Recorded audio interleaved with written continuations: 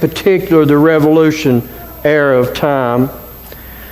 And I feel through reading so many of their documents that this was their attitude.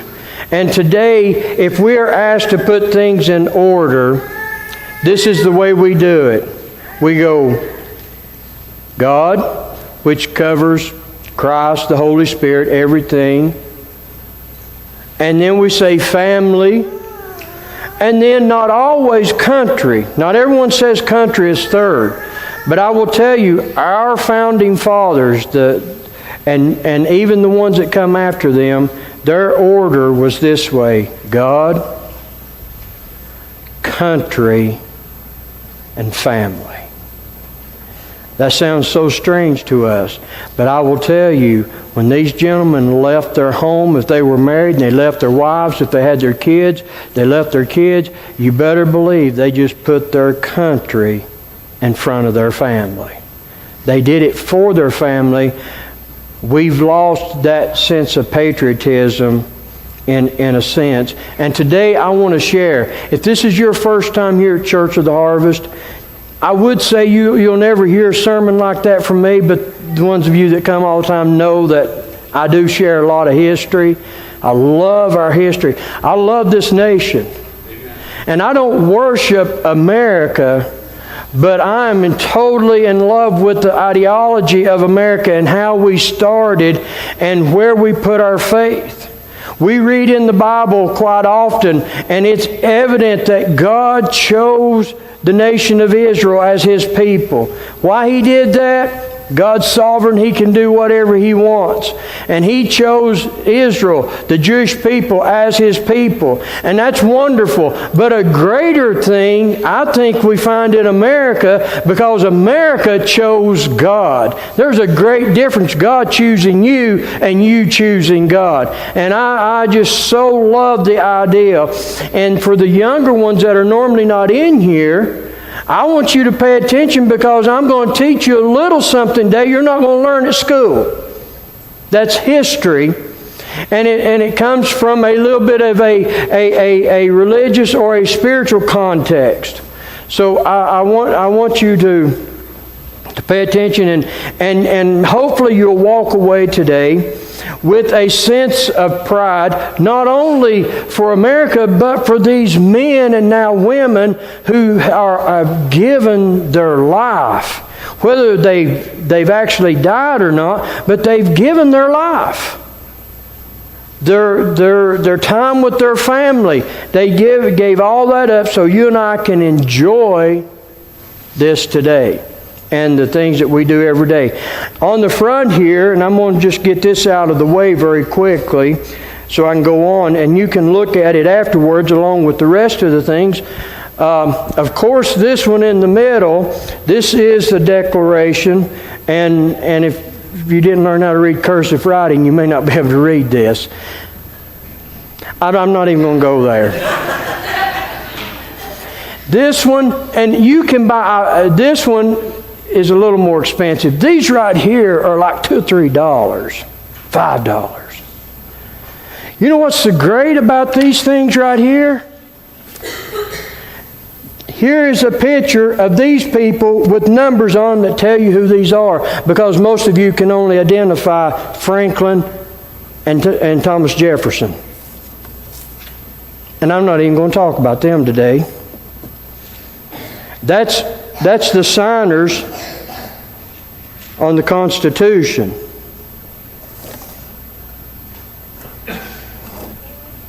And this one does the same thing, except it's the Declaration of Independence. And in the oath that these men took to defend the Constitution of the United States of America, that encompasses not only the Constitution, but the Bill of Rights and the Declaration of Independence. It all comes as a neat package, so to speak. Different documents, but you can't have one without the other. So today I'm going to give a little bit of history. Now it's Veterans Day, so I'm going to be talking about some of the wars we've had, early wars. I brought this Bible, and by the way, if you come up here and you see this Bible, you can look at them, you don't look at this. Don't look at this. This is an 1814 Bible. What's so important about an 1814 Bible? It was written right in the War of 1812. I just love the idea of that. So Stephen and Kathy had this thing rebound and finished for me. Beautiful, beautiful Bible. So you can look at it from a distance, just don't bother it. Because it's mine, I can say that. So I want to talk just a little bit because we want to honor our veterans. So I want to talk about some veterans like Paul Revere. Who's ever heard of Paul Revere? But most everybody's heard of Paul Revere, but we've never heard of any of the other writers. Now, listen, guys, I could be comfortable standing and preaching sermons similar to this quite often because of the spiritual heritage in this Bible. And when I say I know early American history, I know it from a biblical influence in America. That's the history I'm talking about. So the reason I brought Paul Revere, and you're going to know this, because we know that he had set up he arranged for a signal that if the British were coming, we remember what the signal was. That he would be sent by a lantern from the steeple of the North Church in Boston. It says, if the British come by land, 1 lantern. If they come by sea, 2. 1 by land, 2 by sea. Remember that? We remember that from our school years. Well, on April the 18th, the signal came, and Paul Revere and William Davies and different ones began to write. There was more writers than Paul Revere. Everyone had a different place or a different path that they would take. And Paul Revere would be going toward Lexington. And in Lexington was 2 people, Hancock and Adams. And see, they wanted to kill Hancock and Adams, so they were quite confident they would either go after Hancock and Adams or they would go where the ammunition was. But anyway, Paul Revere's ride took him to Hancock and Adams, and when he got there, and to let them know the British were coming, he found them with the man by the name of Jonas Clark. And who is Jonas Clark? He was a pastor. Boy, don't pastors sound a little bit different then than they do today. But he was a pastor. And here we've got these guys coming, and it's actually identified as maybe the shot that was heard around the world.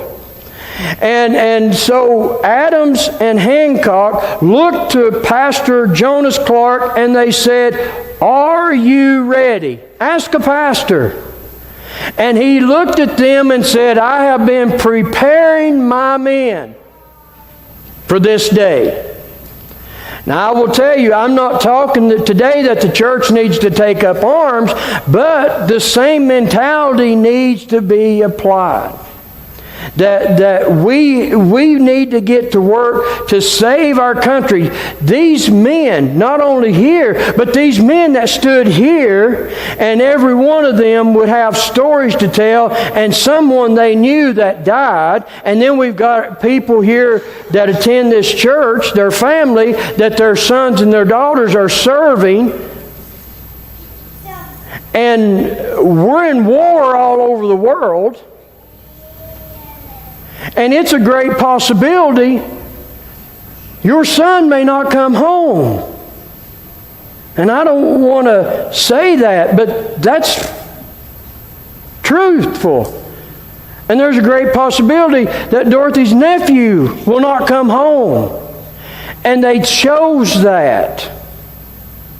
They chose to do that so that we could stand, and I could stand here and have the freedom to speak. But I owe them more than just standing here and speaking words.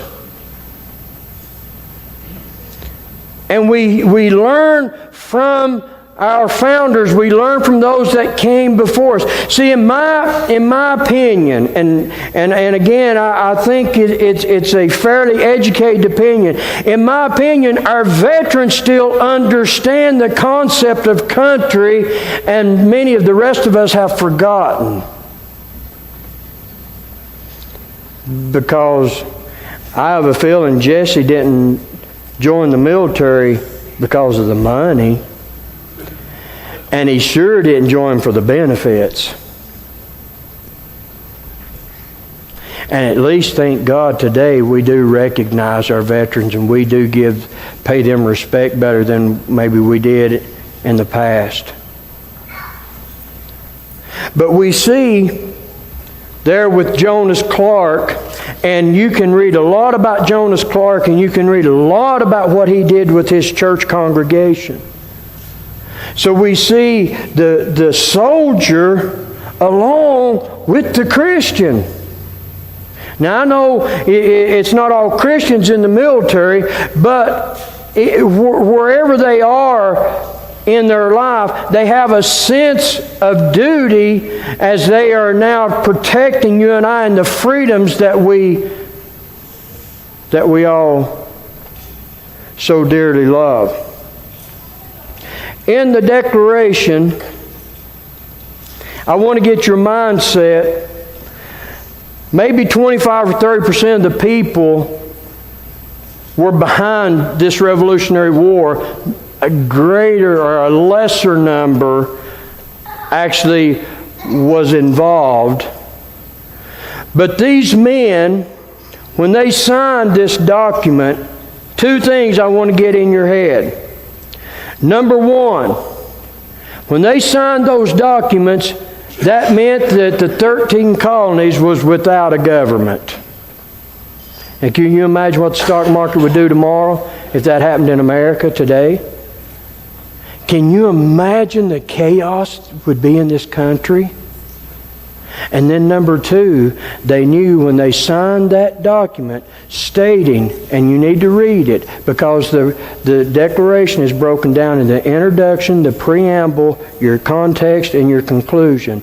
And in the context, you'll find 27 grievances that they had.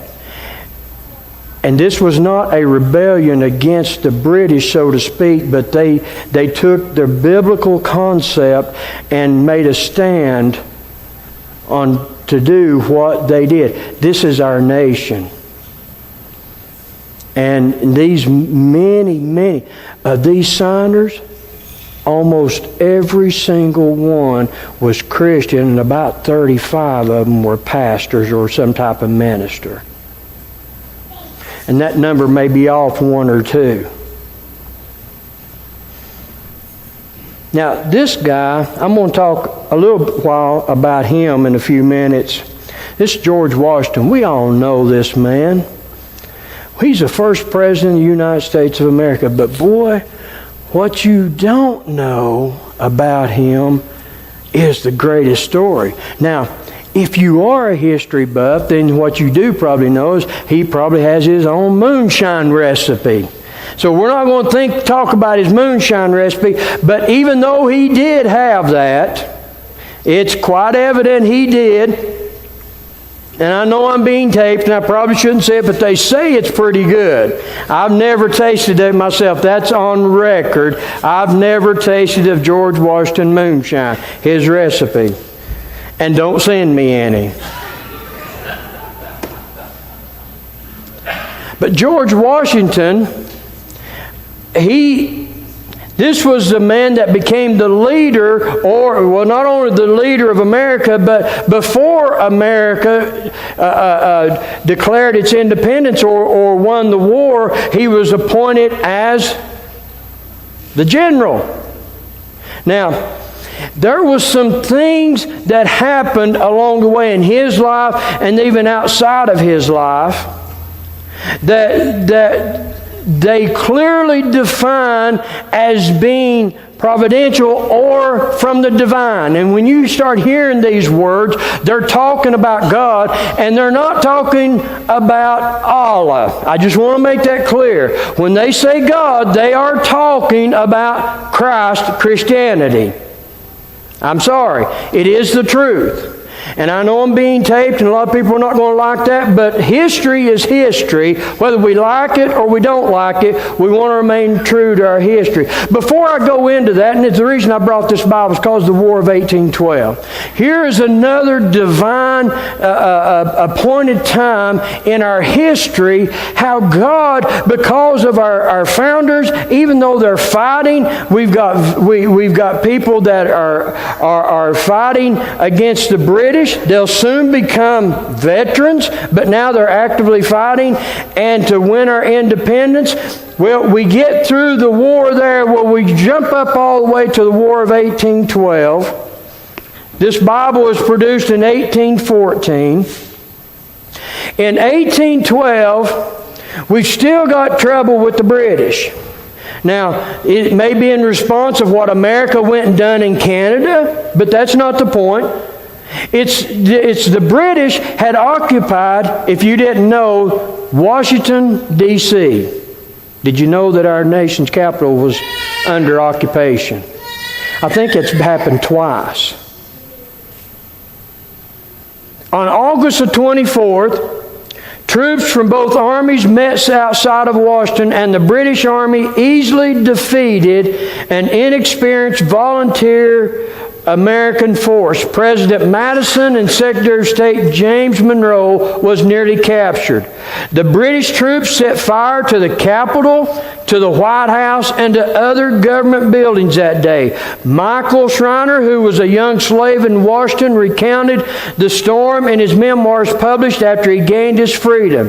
And he said that during the event, houses were picked up by the winds and landed on their foundations. Rains doused the fire set by the British, and they were able to they were able to use the confusion caused by the storm to cover their quick withdrawal from Washington that night. Another account of that storm. It says, less than a day after the attack began, a sudden, very heavy thunderstorm, possibly a hurricane, put out the fires. It also spun off a tornado that passed through the center of the Capitol, settling down on Constitution Avenue, lifting up 2 cannons before dropping them on several yards away and killing the British troops. Following the storm, the British troops returned to their ships, many which were badly damaged. And account after account give credit to God intervening on behalf of the Americans. I know some people think we're arrogant people because we say we're exceptional. You know, the title exceptional was given to us by other nations. We didn't give ourselves that name. But that is history. Back to George Washington, they gave him a title, was the soldier who could not die. And it said this in Psalms 91, and they quote that, with its promises of divine protection, such as 1,000 may fall at your side and 10,000 at your right hand, but it shall not approach you. And he will call upon me, and I will answer him. I will be with him in trouble. I will rescue him and honor him. See, they believed the Word of God. It's not only for the combatants, but at that time, young Washington seemed to have been the recipient of God's supernatural charge and protection, so much they gave him the title, the soldier that could not die. And boy, could I go on and on and on about things that happened in young Washington's life. But I want to focus in on one day, now going back to the Revolutionary War. We see George Washington. He's praying, and God sends a supernatural fog to allow the soldiers to escape. When Washington was selected as general of the army, the history book says the day after he took charge, he issued orders requiring all officers and soldiers not engaged in actual duty to attend divine services to implore blessings of heaven upon the means used for their safety and their defense. I hope Jesse's got officers doing the same thing. It goes on to say, shortly after the signing of the Declaration of Independence, the blessing of heaven and the providential protection of God were manifested upon the colonial army.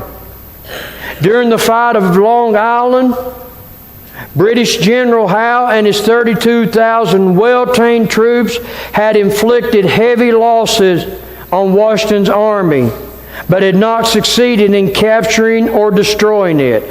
General Howe then prepared to attack the 8,000 American troops on Brooklyn Heights. The British Army had Washington surrounded in a great semicircle with their backs to the mile-wide East River. It is here we see the first amazing event, for General Howe remained in this position for 2 days and did not attack. Had he attacked, victory would have been certain for the superior British force, and they even say that even today they have no known reason why he waited. Washington, who was greatly outnumbered, realized to fight would mean defeat and likely end of the war. Surrender would be unthinkable. To retreat, the only thing to do. But how? The British had completely blocked the route on the land which only left the East River. The American army could have easily been surrounded by the British, but provincial or divine adverse weather conditions kept the British ships from sailing up the East River. As a result, the American army was able to make an attempt to escape. Now listen. To make sure the British did not discover their retreat, Washington set out to evacuate his army in great secrecy. He set orders for every rowboat, sailboat, and seagoing vessel to be collected in the area. At 8 p.m. on the night of August 29, 1776, the evacuation of the troops commenced. Heavy rain was falling as the evacuation began, and the adverse winds which hindered the British ships continued. In this weather, the sailboats were little use, and only few rowboats were employed in the retreat. At this rate, evacuation seemed impossible. But at 11 p.m., the northeast wind, which had raged for 3 days, amazingly stopped, and the water became so calm that the boats could be loaded with the extra weight. A gentle breeze arose from the south and southwest, which favored their travel across the river to New York. The retreat continued throughout the darkness of the pre-dawn, but as the sun began to rise, many troops were yet to be evacuated. Their death seemed apparent, but again, an astonishing thing occurred. Major Benjamin Talmadge, who was on the island, recorded what happened in his memoirs, and I quote, "After dawn of the next day approached, those of us who remained in the trenches became very anxious for our own safety, and when the dawn appeared, there were several regiments here on duty. At this time, a very dense fog began to rise out of the ground and off the river. It seemed to settle in a peculiar manner over both encampments. I recollect this peculiar providential occurrence perfectly well. And so very dense was the atmosphere that I could scarcely discern a man 6 yards distance. We tarried until the sun had risen, but the fog remained as dense as ever. And the fog remained until the last boats left Long Island. And another miraculous event that occurred during this retreat was recorded by Washington Irving in his Life of Washington. And in that he goes on to say that the American General Greene said this: "The best effective retreat I ever read or heard of. This event was so astonishing that surely the explanation given by many of the colonists was true, that God was defending the cause of liberty." The colonists continued to pray and rely upon God throughout the entire war. And if I could end with this little tidbit of history. During the harsh winter of 1776 to 1778, when American troops were suffering at Valley Forge, Washington could often be found on his knees within the woods, laying the cause of his bleeding country at the throne of grace. I have visited the Capitol on several occasions. My wife has been with me. Stephen's been with me. And one thing that we visit, we go into the prayer room. And in the prayer room of the Capitol, there's a stained glass window. And in that stained glass window, you see a figure of the kneeling George Washington. Behind him, a prayer from the first verse of Psalm 16 is etched into the glass. It says, "Preserve me, O Lord, for in Thee do I put my trust." General George Washington was observed by his troops, his officers, and many civilians to regularly pray in his tent as well as out in the fields or in the woods. We know our history, and the British went on to capture New York on September the 15th of 1776. But they did so without destroying the Continental Army. The Revolutionary War would continue, and ultimately America would win. Without a few hundred soldiers, a lack of wind, and some heavy fog, more than likely there would have never been a United States of America. Folks, we have so much to be proud of in this nation, and our heritage is the greatest thing that we have. You see, today we honor our veterans, but our veterans can't do this alone. We find this in how our history was birthed.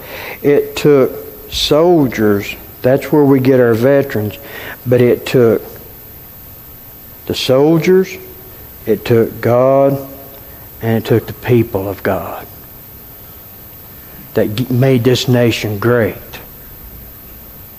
The soldiers gained our freedom. God and the people of God gave us our greatness.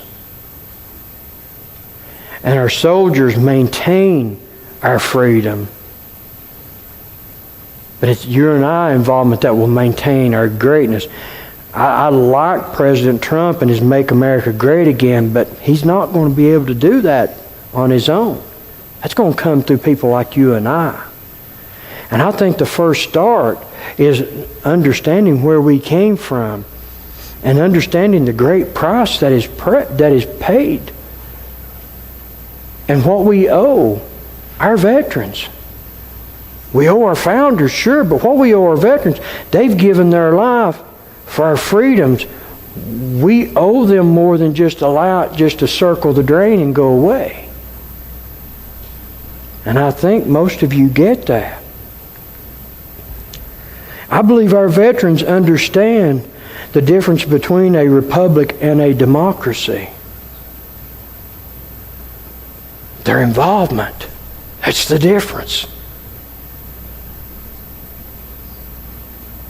So today, we're here not for a history lesson, but we're here to honor our veterans. And in my opinion, because I love our history, I could not do that any better than to share some of our history on what made America great. And it would have not happened without our men and women in the armed forces. People that were willing to say, okay, God is one, but my country has to be second. It has to be. And when you're putting your country second, what you're doing is you're putting Scott and Trish ahead of yourself. And you're putting the Diskins and you're putting the Pullens, you're putting these people in front of your own self. And I promise you, with that attitude, your family's not going to suffer. You'll learn how to love your family even greater and take care of them even in a greater way. See, it's things like this that these veterans have fought and died for. And given up their home time. I don't know Christy Hunter and her family that well. They're new to the church. I don't know if she was home and her dad was gone in the military. I don't know all that. But I do know this. There had to be a sacrifice on his part and on their part. Both. One for him to go and the other to let him go. That's the attitude that we need to bring back to the table. In order to make America great again, we must return to that. And I hope today will spark something in you that will make you want to learn about the spiritual heritage of this nation. Because that's what made it great. That's what drove our soldiers. Guys, I could stand here and tell you story after story. Even in what people say it was a revolt and rebellion, I can share stories about where the Continental Army would capture British troops and make them promise not to fight them again. And if they agreed not to fight them again, they would give them their weapon back and put them on a ship and send them back home. Where if the American troops were caught, they were tortured. See, in the Declaration of Independence, when these people signed that, they knew their life was going to be in danger, but the lives of their family members were going to be in danger also. And they were. Many of these died. Several had their family tortured. One or a few of them, their sons were tortured beyond imagination. And one of the history books stated that they told the signer, if you will retract your signature, we will let your sons go. They will no longer be tortured. And he refused to do that.